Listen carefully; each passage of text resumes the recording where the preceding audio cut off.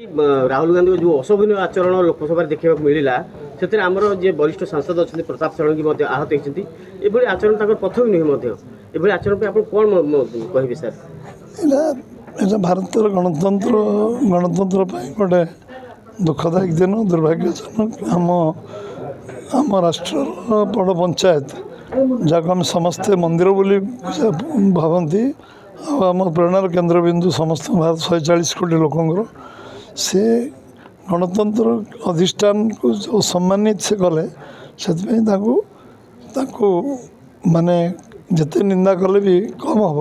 এটা ଗୋଟେ ନିନ୍ଦନୀୟ ଘଟଣା ଆଉ ଭଗବାନ ସଦ୍ବୁଦ୍ଧି ଦିଅନ୍ତୁ। ଜଣେ ଦାୟିତ୍ୱ ସମ୍ପନ୍ନ ରାଜନୀତି ଦଳରେ ଦାୟିତ୍ୱ ସମ୍ପନ୍ନ ବିରୋଧୀ ଦଳ ନେତା ହିସାବରେ ସମ୍ବିଧାନକୁ ସମ୍ମାନ ଦେବା ଉଚିତ ଏବଂ ଆମ୍ବେଦକରଙ୍କ ପ୍ରଣୀତ ସମ୍ବିଧାନ ଯେଉଁଟାକୁ ଯୁଗାନ୍ତକାରୀ ସମ୍ବିଧାନ ତା ପ୍ରତି କିଏ ଅସମ୍ମାନ କରିବା ଉଚିତ ନୁହେଁ, ତାକୁ ଆମେ ଷ୍ଟ୍ରେଙ୍ଗଥେନ୍ କରିବା ଉଚିତ। ଆଜ୍ଞା ସେ ନାଁରେ ଏଫଆଇଆର୍ ହେଇଛି, ସେ ରାହୁଲ ଗାନ୍ଧୀଙ୍କୁ ଏ ବାବଦରେ ଦଣ୍ଡିତ କରିବା ଆବଶ୍ୟକ ଅଛି କି? ନିଶ୍ଚୟ କାର୍ଯ୍ୟାନୁଷ୍ଠାନ ଆଇନର ଊର୍ଦ୍ଧ୍ୱରେ କେହି ନୁହନ୍ତି।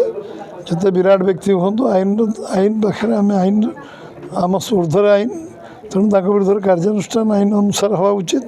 ସେଥିପାଇଁ ଯେଉଁ ମାମଲା ହେଇଛି ତା ଭିତରେ ସେ ଘଟଣାକୁ ସବିଶେଷ ତଦନ୍ତ କରି କାର୍ଯ୍ୟାନୁଷ୍ଠାନ ଗ୍ରହଣ କରିବା ଉଚିତ। ଧନ୍ୟବାଦ।